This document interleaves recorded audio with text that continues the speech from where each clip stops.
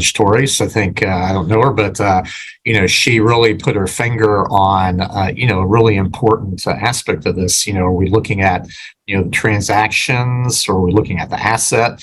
And I think if you look at the Howey case, and then you look at what is an investment contract, which is the Supreme Court took a stab at it back in whenever it was 1946 to figure out, okay, what does that actually mean? So they came up with a test that, has the term in there, expectation. And so expectation of profit. And so, she parsed it out and applied it to the facts at hand. And we'll see whether or not that stands scrutiny, because this will be inevitably appealed, I'm sure. And, I'm sure both sides think that they'll ultimately prevail. I do think that these sorts of questions, whether it be in Ripple or something else, will go up to the Supreme Court. And since this is all judge-made rules and by the Supreme Court itself, I think they're the appropriate ones, in the first instance here, since it's coming up to them, to try to clean up this mess. And then obviously Congress is there, but they're kind of dysfunctional. And so I don't really see anything immediately on the horizon. Maybe this will spur them as other judges try to deal with applying, these sorts of this sort of tests to other cases. So on the 30th of July, 2023, Shannon Thorpe, a business support manager at Wells Fargo, presented an insightful viewpoint on the potential development of XRP, the digital asset that is used in the Ripple payment system. The XRP community, often known as the XRP community, often known as the XRP Parmy, is currently engaged in a heated discussion as a result of her views, which she posted on several social media platforms. Thorpe started off her X post by commenting on the ongoing discussion taking place inside the XRP community.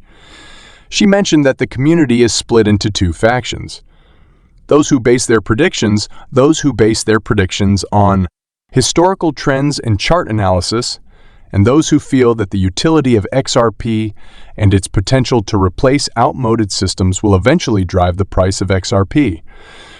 She mentioned that the first side bases their predictions on historical trends and chart analysis. Thorpe stated that none of these systems has ever been completely correct in the past, and that they will never be completely accurate in the future. She underlined that XRP is not a security, and that it should not be treated as a security when making price forecasts because it is not a security. She argued that this point of view is unhelpful and hampers the original objective of Ripple, which is the business that is behind XRP after that. Thorpe continued his presentation by talking about the current situation in the crypto industry. She brought up the recent SAC and Ripple judgment, the unveiling of FedNow, the adoption of a crypto regulatory bill by Congress, and the testing of FedNow with banks that is still going on. She also made reference to a white paper on XRP's pricing that was written by Valhill Capital. Despite the fact that she does not completely comprehend the mathematics involved, she is of the opinion that many individuals disregard the paper's projections owing to their own preconceived notions. Thorpe continued by discussing the challenges she faces when making predictions based on charts. She stated that the implication of a limited liquidity strength for the digital asset would be made by designating a price range for XRPA, such as $1 to $5. According to her, this does not take into consideration the growth of the economy, the advantages of conducting business around the clock, or the burn rate that is linked with each transaction. As a point of comparison, she used SWIFT, which is the current global standard for transferring money between countries. In a typical day, SWIFT processes over 44.8 million messages, which have a combined value of approximately $7 trillion. If Ripple, with its decade-long history of innovation and alliances, were able to capture just 30% of SWIFT's value, it would amount to a daily value of $2.01 trillion. Bloomberg Crypto tweeted on their official Twitter page that a federal judge in New York split with another judge who earlier this month ruled that a Ripple Labs token was not a security when sold to the public on secondary markets. Start Aldarity quoted their tweet saying, "Let me be clear about it. Some confusion going around the ruling in the Terra case changes nothing about the Ripple ruling that XRP is not a security." Also, the Terra case is just starting, and that judge has to accept everything that the SEC alleges as true for now. Our ruling came after a full factual record developed over 2 years was presented to the court. I'll let others dive into the Terra judge's comment, including his apparent misreading of the Ripple judge's reasoning, missing the point that secondary market traders can't invest money in anyone or anything if they don't know who they are buying from. Todd Phillips said, Judge Rakoff with a great comment on applying the MQD to crypto. Not the argument that Bowman and I make in our forthcoming paper, the major question doctrines domain, but a good one nonetheless.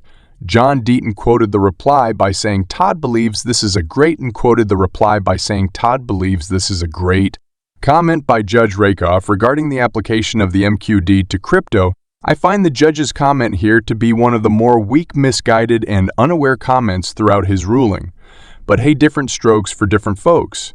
Judge Rakoff brings up the energy and tobacco industry. Judge Rakoff brings up the energy and tobacco industry, citing cases the MQD was applied. Basically, he's saying crypto ain't when compared to tobacco. Or at least that's the suggestion. Might as well include asbestos. Hell, the asbestos industry claimed they helped when considering asbestos was much lighter than fiberglass and other insulation when used to insulate pipes on Navy ships, thus allowing ships to carry more missiles and men to war. Tobacco over crypto?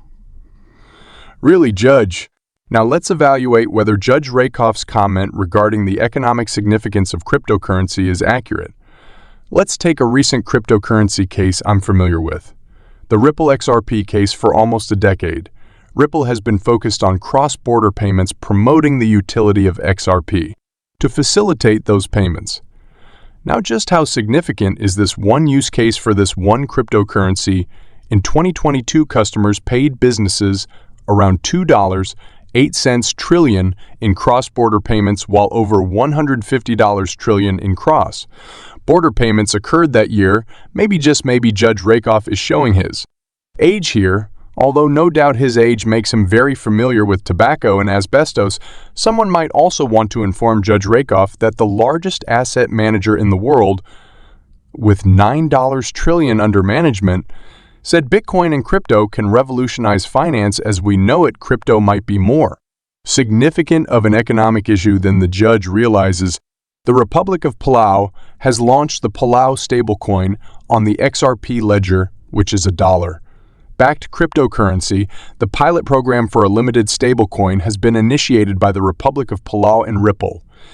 In 2020, One Palau and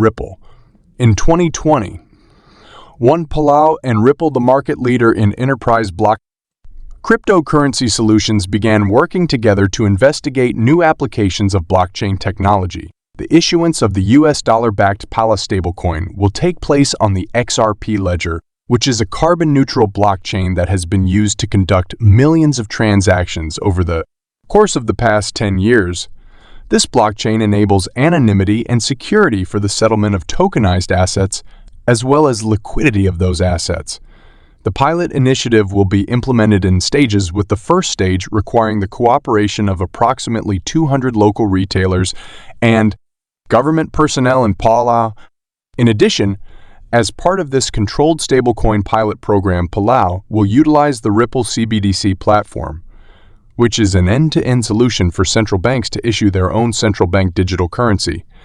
Additionally, Palau will utilize the technical resources to turn the PSCSE into a digital representation of Palau's official currency, which is the United States dollar. Because of the improvements made to the platform, Palau will now be able to manage and personalize the whole life cycle of the stablecoin, including how it is distributed and how it is distributed and how it is treated.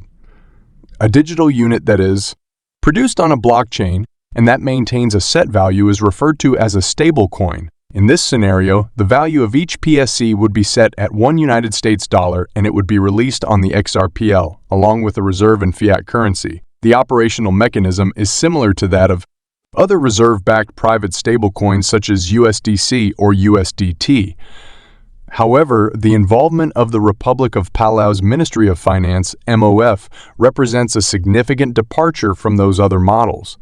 The Ministry of Finance will be in charge of monitoring the system and determining when stablecoin units can be issued or redeemed, all while ensuring that a 1=1 reserve is maintained at all times. We think that by digitizing our currency, we will be able to activate our economy and the processes of our government to improve the quality of our financial transactions and give our citizens more agency. The President of the Republic of Palau Sharangel S. Whip stated that because Palau is a minor country, it has the advantage of being able to be innovative and nimble in the release of our stablecoin. We trust in Ripple's long-standing expertise in CBDCs and blockchain technology, as well as the carbon-neutral XRP pledger, to help create our national digital currency that will offer our citizens greater opportunities for financial success.